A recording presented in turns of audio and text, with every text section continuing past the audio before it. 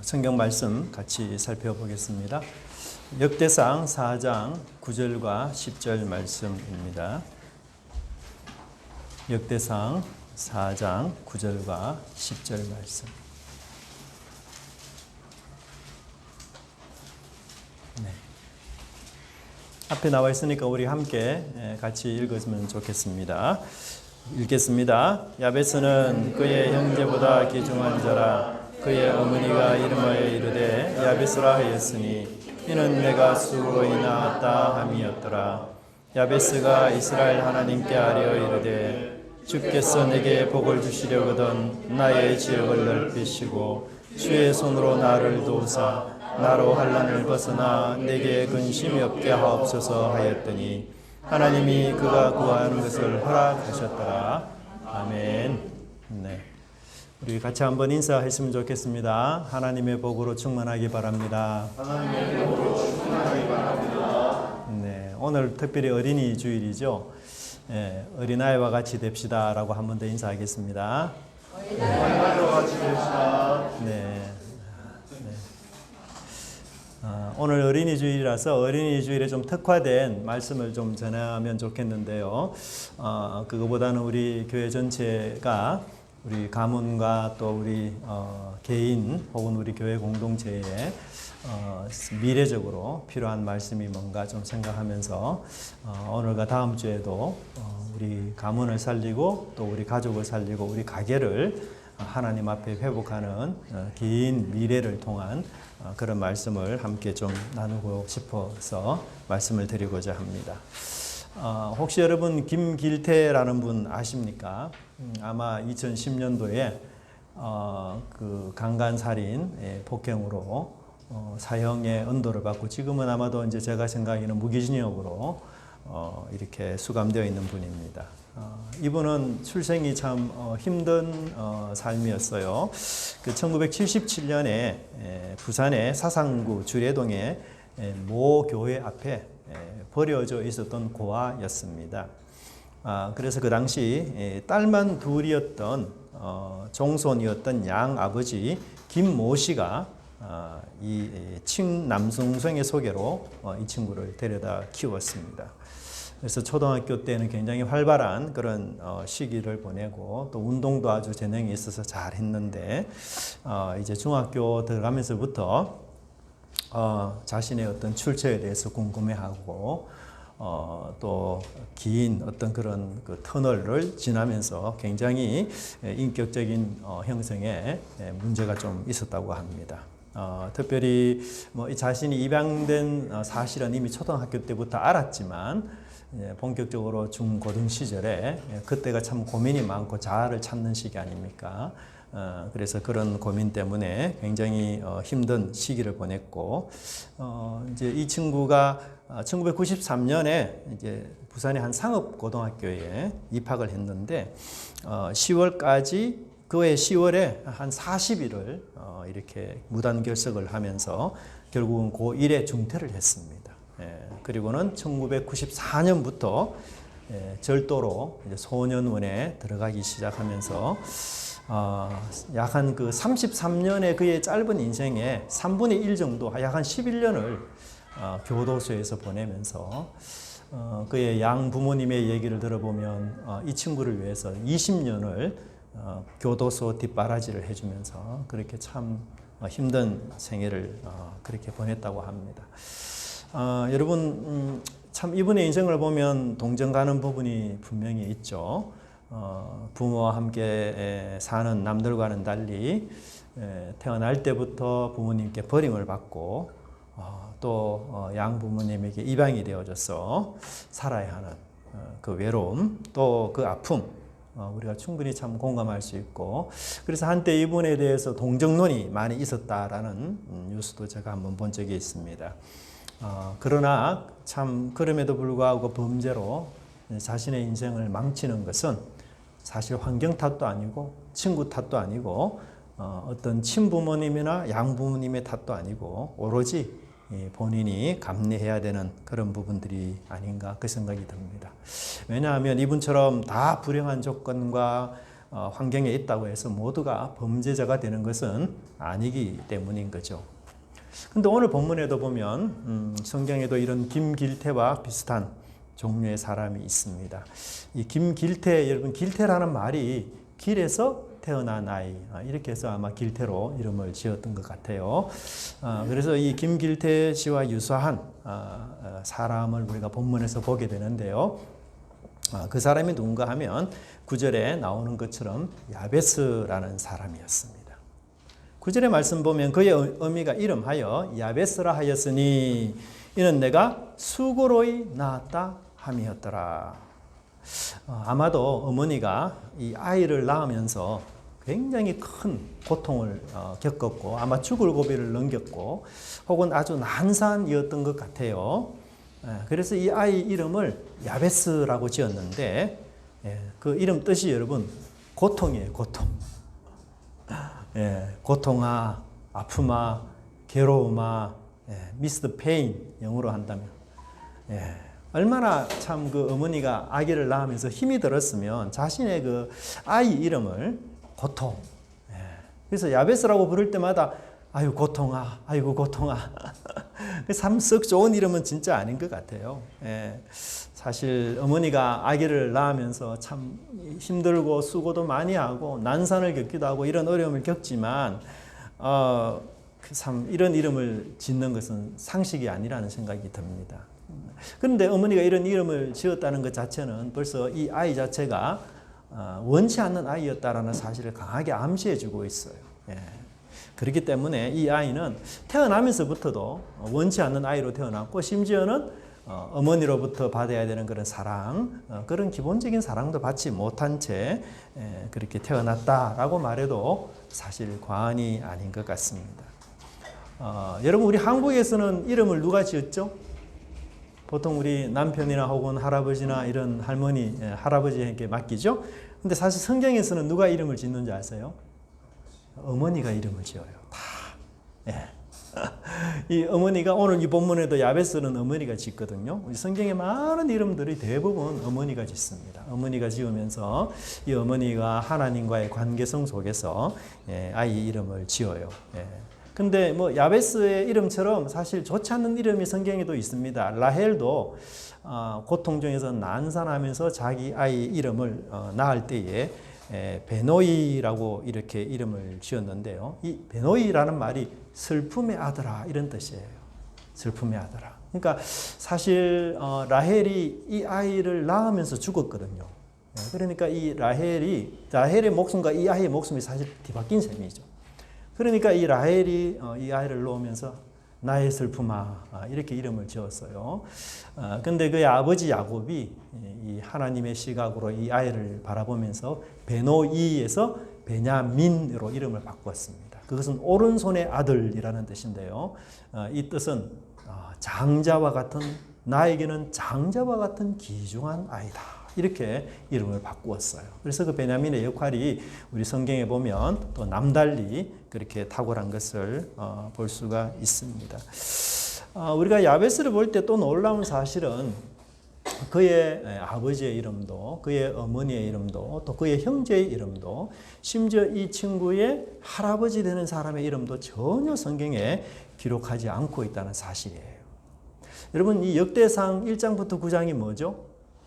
족보입니다. 그죠? 족보. 족보라면 당연히 이름이 다 올라가 있는 게 당연해요. 그래서 누구는 누구의 아버지고 누구는 누구의 아들이며 누구는 누구의 손자고 이런 표현들이 다 나오고 심지어 여자분이 나온다 할지라도 그 어미의 이름을 족보에서 거의 다 기록해요. 이게 아주 상식적인 일입니다. 그런데 야베스의 집안에 딱 왔을 때부터 이런 소개가 전혀 나오지 않습니다. 야베스는 굉장히 돌연변이라고 볼 수가 있어요.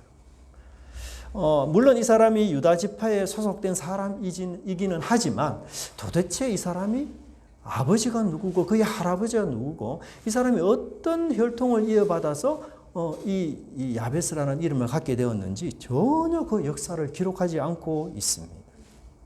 어머니의 이름도 사실 나오지 않아요. 여러분 역대상 1장부터 9장까지 보면 여러 명의 여인들이 나오거든요. 원래 족보에는 사실 여자 이름이 잘 기록되지 않지만 아주 특별한 경우에 이름을 기록하는 경우가 있는데 유일하게 야베스의 어머니만큼은 사실 이름이 나오지 않습니다.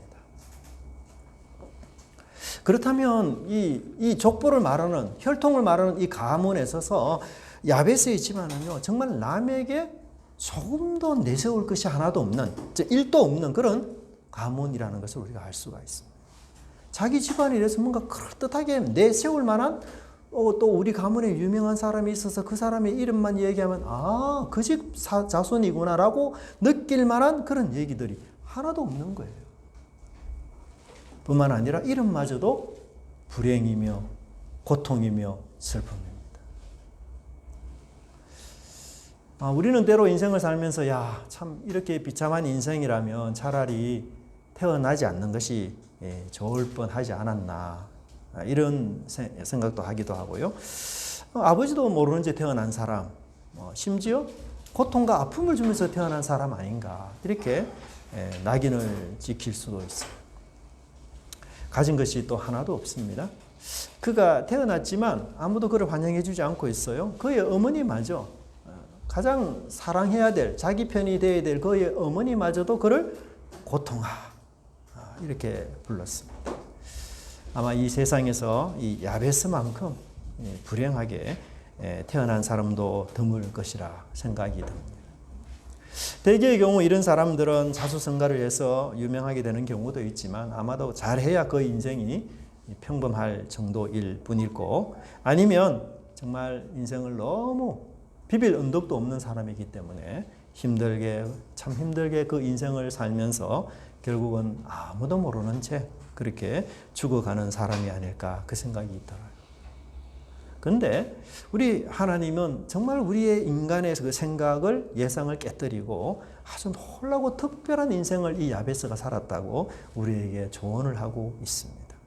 그는 길태처럼 태어났지만 존귀한 사람이었다라고 이야기하고 고통과 아픔을 주는 사람이었다고 하지만 후에 복을 받은 인생이다라고 말하고 미약하고 보잘것없는 출발을 했지만 주의 손이 함께하는 그런 능력의 사람이었다. 그렇게 우리에게 말해주고 있습니다. 그의 운명이 완전히 바뀐 것이죠. 그의 운명이 역전된 겁니다. 존귀하고 고귀한 사람이 된 거예요. 도대체 무엇 때문에, 어떤 이유 때문에 과연 이 길태에서 존귀한 사람이 되었을까요? 성경에 보면 그의 운명이 바뀐 결정적이고도 유일한 이유는 바로 기도였습니다. 그는 기도하기 전에는 멸시와 무시와 천대 또 아무것도 내세울 수 없는 그런 미약한 존재에 불과했지만 기도 후에는 그의 형제보다도 존귀한 자가 되었어요.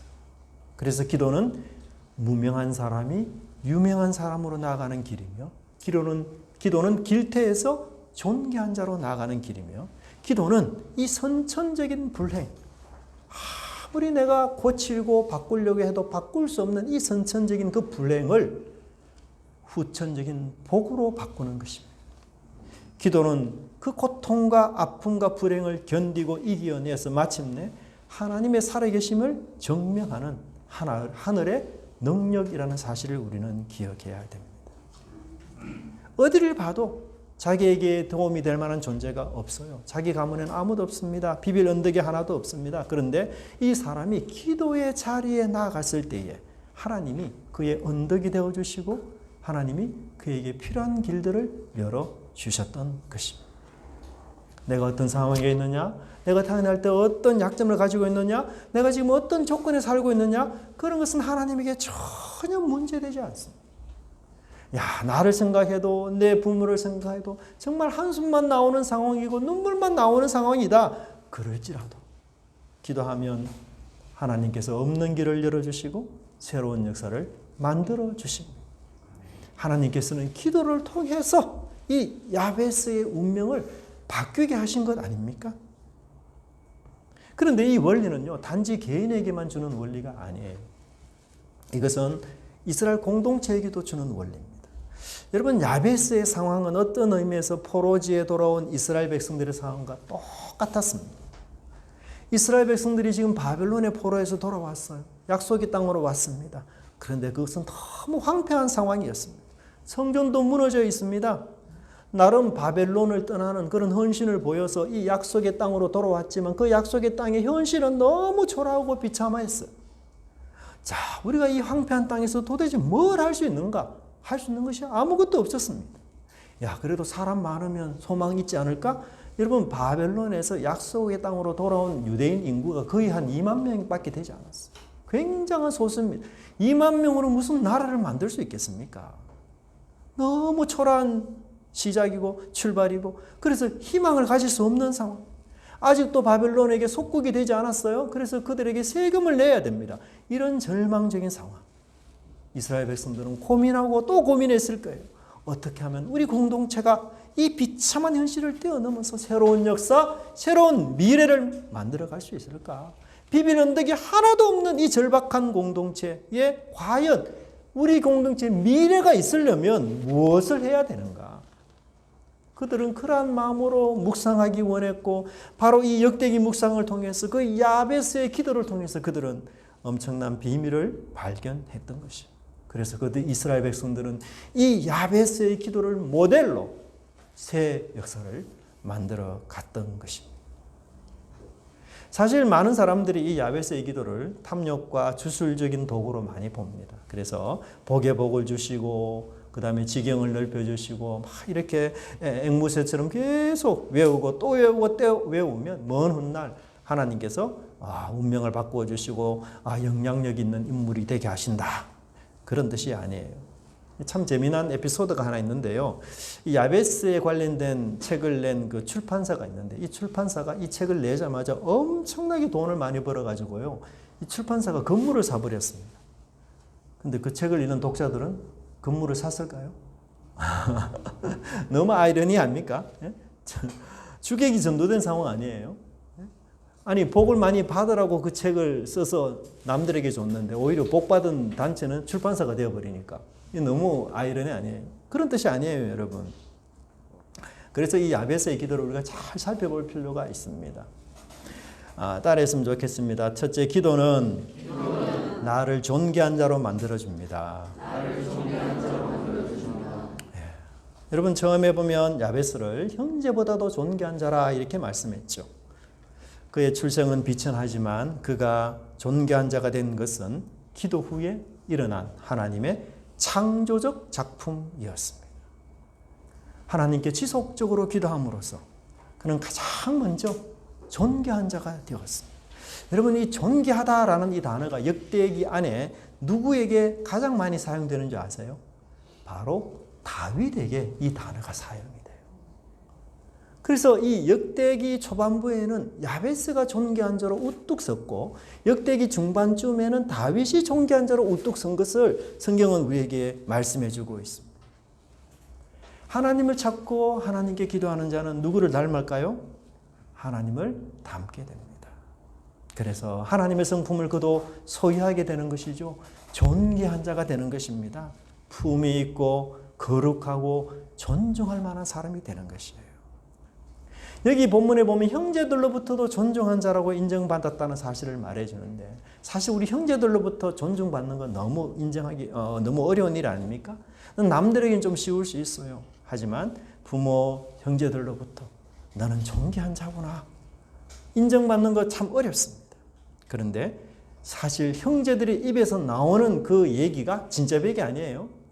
근데 야베스는 바로 그런 은혜를 입었습니다. 여러분, 우리가 하나님께 기도하면서 가장 먼저 기도해야 될 제목이 뭐예요? 존귀한 자가 되도록 우리는 기도해요. 나의 모난 성품, 급한 마음에서 나오는 말의 실수들, 또 남의 비판에 대해서 내가 참지 못하는 그런 불같은 마음, 남들의 어리석음에 대해서 넓은 마음으로 수용하지 못하는 그런 마음들, 자신의 실수와 잘못을 솔직히 인정하는 그런 마음들, 이런 마음들을 우리가 갖도록 그렇게 노력해야 되는 것입니다. 제일 큰 복이 뭐예요? 존귀한 자가 되는 것이에요. 여러분, 왜냐? 존귀한 자는요, 이 세상에서는 없어서는 안 될 사람입니다. 이 세상에서, 우리 교회 공동체에서, 우리 가정에서 존귀한 자가 사라진다고 생각해 보세요. 그것은 그 가정, 그 공동체, 그 사회가 불행이 시작되는 출발점입니다. 여러분 겨울에 이렇게 물이 있잖아요. 그 물이 먹을 수 있는 식수가 가능한 1급수 물인지 아니면 먹을 수 없는 2급수의 물인지 딱 보기만 해도 판단할 수 있는 방법이 있어요. 그게 뭔지 아세요? 1급수에는 산천어, 열목어, 버들치 등 그런 물고기만 살아요. 근데 2급수에는 어떤 물고기가 살까요? 뭐 붕어나 꺽지나 쉬리나 미꾸라지 이런 종류들이 살아요. 그래서 이 물이 1급수인지 2급수인지는 그 안에 사는 물고기만 보면 딱 알아요. 정확해요. 이 물이 오염되기 시작하면요, 1급수 물고기들은요, 그게 더 살 수가 없어요. 그래서 다른 곳으로 다 이동합니다. 1급수 물고기가 사는 이 지역이 청정 지역인지 아닌지를 판단하는 중요한 기준이에요. 여러분, 존귀한 자는 바로 이런 역할을 합니다. 사회 오염이 어느 정도인지, 교회가 정말 청정 지역인지 판단하는 그 기준이 뭐예요? 그 지역에, 그 교회에, 그 사회에 존귀한 자가 많은지 적은지. 그것이 중요한 기준이 되는 것입니다. 여러분, 우리가 물질이 적어도 존귀한 자 될 수 있어요. 내가 길태처럼 태어났고 비빌 언덕이 하나도 없는 그런 사람도 거룩한 사람은 될 수가 있습니다.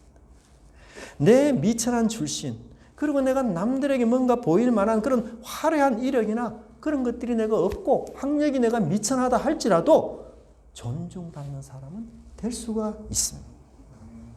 학력과 성적과 무관하게 존귀한 자가 되는 길은 누구에게나 다 열려 있어요.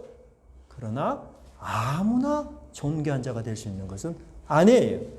오직 기도하는 자만, 오직 하나님과 사귀는 그 자만이 하나님의 성품을 덧입어서 존귀한 자, 성결한 자가 될 수 있는 것입니다. 여러분 가문 화려합니까?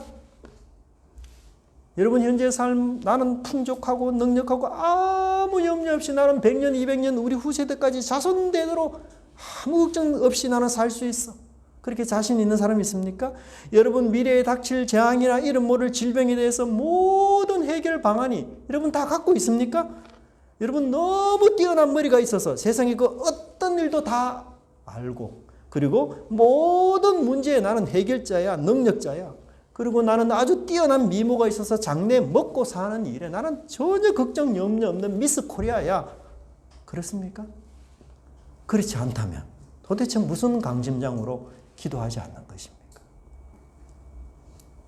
세상에 내가 가진 것이 없고 내세울 것이 없는 사람에다가 기도까지 우리가 하지 않는다면 정말 우리는 존귀한 사람이 될 수 있는 그 기회, 주님의 손이 함께 할 수 있는 그 기회를 발로 차버리는 것과 마찬가지입니다.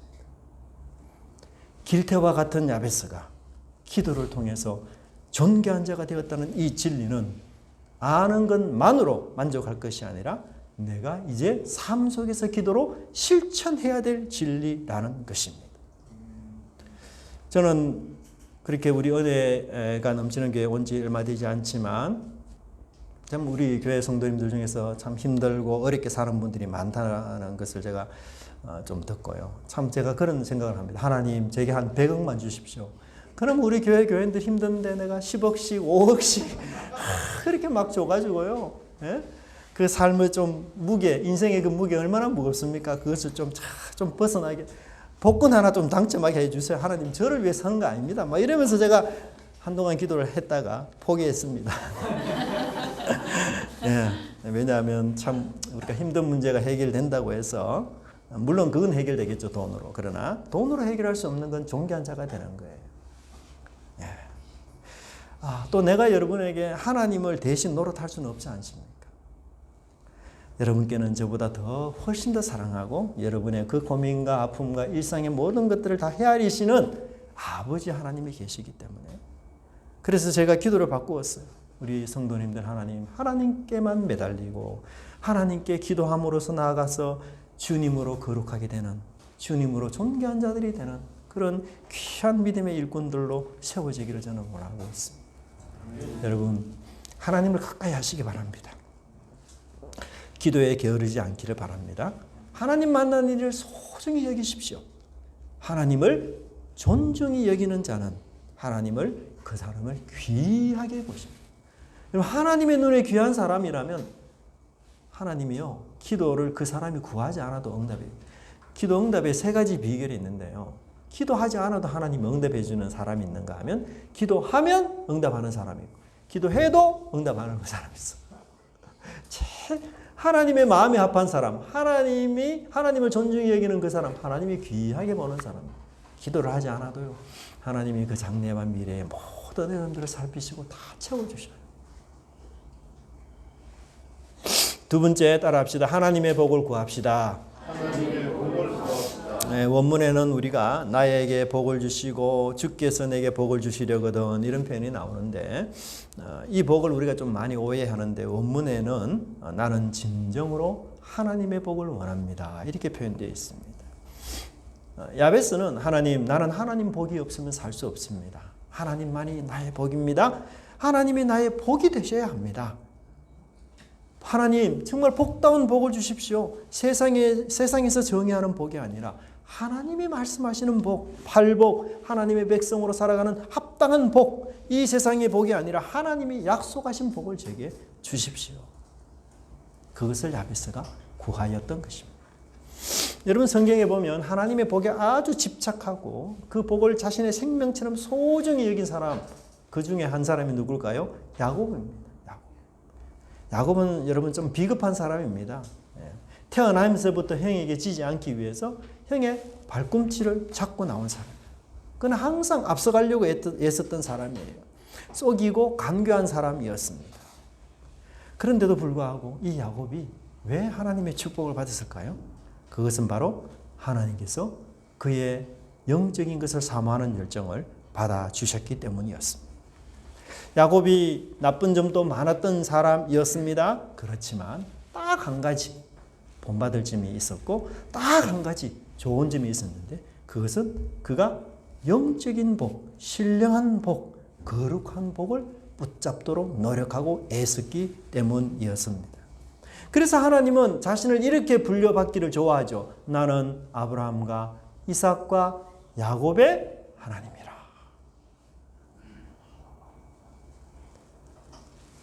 하지만 에서는 그렇지 못했습니다. 에서는 신령한 복의 가치와 중요성을 알지 못하고 그것을 무시했어요.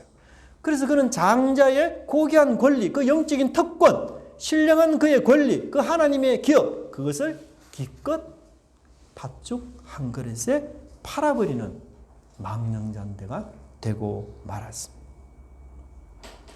야곱은 그 영적인 것이 너무나도 귀하고 가치 있다는 사실을 깨달았기 때문에 그것을 붙잡기 위해서 그는 집요하게 울면서 하나님께 나아가면서 그렇게 기도했던 것이었습니다. 여러분 세상의 것은 바람과 같습니다. 바람은 실체가 없잖아요. 그래서 손으로 잡은 것 같지만 어느새 빠져나가 버려요. 내 것인 것 같은데 결국 남의 것이 됩니다. 영원히 살 줄 알았는데 그게 아닙니다. 그런데 세상 사람들은 이 세상이 바람이며 신기루며 환상이라는 것을 잘 알지 못해요. 그래서 세상의 것에 목을 맵니다. 그게 절대적이에요. 그래서 잡을 수 없는 것을 잡으려 하고 얻을 수 없는 것을 얻으려고 하고 내 것으로 삼을 수 없는 것을 내 것으로 삼으로 부단히 그렇게 예를 쓰는 것입니다. 그런데 야곱은 달랐습니다. 그는 하나님의 신령한 영적인 실체를 위해서 영원한 것들을 붙잡기 위해서 환상이나 신기루나 그것이 아닌 무한의 가치가 있는 진짜 배기를 잡기 위해서 그는 투신하고 헌신하고 눈물로 하나님께 축복을 간구하면서 했던 것입니다. 호세아 12장에 이렇게 말하고 있는데요. 현사와 겨루어 이기고 울며 그에게 간구하였으며. 여러분 우리가 눈물이 참 필요합니다. 사실 우리 오늘 시대에. 눈물로 씨를 부린 자는 어떻게 해요? 기쁨으로 단을 거두리라. 여러분이 흘린 눈물만큼 하나님은 기쁨을 주실 거예요. 여러분이 신령한 복을 추구하는 그만큼 하나님은 기쁨의 열매를 주실 겁니다. 여러분의 눈물을 담아서 하나님의 그 눈의 눈물을 다 씻겨주시는 그날이 여러분 있으리라 믿고 확신하시기 바랍니다. 야곱이 당한 것은 물질이 아니라 하나님의 복이었습니다. 그 같은 하나님의 요구하는 야곱에게 하나님은 기도로 축복으로 그에게 임재해 주셨던 것입니다. 그래서 하나님은 그가 승리의 생애를 살았고 그의 이름도 야곱이 아니라 영광스럽고 영적인 이름 이스라엘로 바꾸어 주셨던 것입니다. 야곱의 그 하나님은 오늘 우리의 하나님, 저와 여러분의 하나님입니다. 그래서 오늘도 야곱처럼 영적인 가치를 추구하고 세속적인 것과 영적인 것을 구분하면서 그 영적인 가치의 소중함을 깨닫고 그것에 기도하며 그것에 하나님의 복을 받기를 간절히 원하는 자들에게 하나님은 야곱에게서 복을 주셨던 것처럼 여러분들에게도 그런 복을 허락해 주실 것입니다. 그 야곱 속에 저와 여러분이 포함되는 은혜를 받아야 될 것입니다. 야곱은 베델에서 하나님을 만났습니다. 여러분은 하나님 어디서 만나기를 원하십니까? 기도하는 그 자리에서. 우리 매일 성경으로 여러분들이 날마다 묵상하는 그 자리에서. 교회에서 예배드리며 말씀하고 찬송드리는 이 자리, 이 장소가 바로 하나님을 만나는 베델이 되기를 원하고 있습니다. 그리고 많은 사람들은요, 자신의 인생을 바꾸어줄 대박을 만나기 원합니다. 그래서 어떤 사람은 복권을 사기도 하고, 어떤 사람은 아이돌 가수를 어떻게 하면 만나기를 열망하고, 어떤 사람은 회사 CEO를 만나기로 하고, 어떤 분야에서 최고의 뛰어난 사람 만나기 원합니다. 그런데 아쉽게도 하나님을 만나는 일에는 열정이 없습니다. 인생의 변수를 만들 수 있는 그 하나님, 길태의 인생을 존귀한 자의 인생으로 바꿀 수 있는 그 하나님, 그 하나님을 만나는 일에 여러분 열정을 품으십시오. 손해나지 않습니다. 그 하나님께 헌신하십시오. 하나님이 하나님이 바랄 수 없는 그런 은혜를 여러분에게 주실 것입니다. 그래야 우리가 이 세상을 부러워하는 자가 아니라 세상이 나를 부러워하고 세상이 나를 두려워하는 그런 믿음의 백성 되시기를 간절히 바랍니다. 세 번째 마지막으로 하나님을 떠나지 말아야 합니다. 같이 하겠습니다. 하나님을 떠나지 말아야 합니다. 네. 이 10절에 나오는 환난에서 벗어나 근심이 없게 하소서라는 기도는 이 절정의 기도예요. 근데 여기 이 환난이라는 말을 재앙이라고도 볼 수 있는데요. 이 재앙이라는 말을 10절에서는 명사로, 9절에서는 동사로 사용했어요. 9절에 보면 재앙이라는 말이 한 번 더 나오는데 그게 뭔가 하면 수고로이라는 말이 재앙의 동사입니다. 자, 보세요. 야베스의 어머니는 야베스를 낳으면서 겪었던 그 난산, 그 엄청난 고통을 야, 이건 내게 재앙이야. 그렇게 표현했어요. 하지만 기도하면서 존귀한 자로 변한 이 야베스에게 재앙은 그것이 아니었어요. 야베스에게 재앙은 하나님의 심판을 받는 것이었습니다. 그에게 재앙은 물질이 없는 것, 권력에서 내려오는 것, 어려운 상황에 빠지는 것, 인간관계가 끊어지는 것이 아니라 하나님의 심판을 받는 것. 그것이 그에게 큰 재앙으로 느꼈던 것입니다. 불순종의 죄에 빠지고 교만한 죄에 빠지고 자기 의외라는 죄에 빠져서 하나님의 진노를 받는 것. 그것이 야베스에게는 가장 혹독하고 무서운 재앙이었습니다. 여러분, 대부분 사람들이 신에게 기도하는 이유가 뭡니까? 하나님, 신이여, 내가 죄를 좀 지었지만 심판하지 말아 주십시오. 죄를 좀 지어다오. 눈 한번 감아주세요. 그래서 내가 많은 헌물 드리는 거 아닙니까? 신이여, 저 사람보다 나를 좀 더 잘 봐주세요. 저 사람 내 말 좀 잘 듣게 해주세요. 그것은 다 이방인들이 하는 기도. 존귀한 자가 드리는 기도는 이것입니다. 하나님, 제가 죄에 빠지는 삶 살지 않게 해 주옵소서. 죄를 지어서 재앙에 빠지고 그로부터 하나님과 단절되는 이 위험, 하나님께 버림받는 이 재앙, 그 재앙에 내가 빠지지 않도록 주님, 저를 도와주십시오. 이것이 바로 존귀한 자가 드리는 기도 내용입니다. 이것은 여러분 성공을 위한 기도가 아니라요, 성공을 관리하기 위한 기도입니다. 여러분, 내가 기도해서 뭔가 잘 되잖아요. 그런데 잘 되는 것 때문에 잘못된 길로 가는 경우가 굉장히 많습니다. 여러분, 잘 되는 것보다 더 중요한 게 뭔지 아세요? 그 잘 되는 것을 계속 유지하는 거예요. 성공하는 것보다 훨씬 더 어려운 게 뭔지 아세요? 그 성공을 계속해서 관리하고 유지하는 것입니다. 세상에는 여러분 성공하는 사람보다 실패하는 사람이 많습니다. 그런데 성공하는 사람과 실패하는 사람의 차이 크지 않아요. 끝까지 끝까지 인내하는가? 그게 결정적인 것입니다. 근데 처음에는 같이 가지만요. 성공한 다음에 성공으로 인해서 교만하고 그렇게 잘못되는 사람 훨씬 많습니다. 여러분, 실패하는 사람의 숫자보다도 성공한 이후에 실패하는 사람의 숫자가 훨씬 더 많아요. 굉장한 역설이죠. 실패한 사람보다도 내가 성공했어요. 내가 원하는 목표를 이루었어요. 그러면서 거기서부터 미끄러지고 실패하는 사람 훨씬 더 많습니다. 올라가는 과정에서 죄에 빠지는 사람 잘 없어요. 대부분 어디에 죄에서 빠집니까? 성공한 자리에서 내가 정상에 있을 때에 죄에 빠집니다. 여러분 자전거를 타 보셨어요? 자전거를 탈 때 올라갈 때는요 사고 나지 않아요. 근데 정상에 와서 이제 내려가기 시작할 때 그때에 사고 나는 경우 굉장히 많습니다.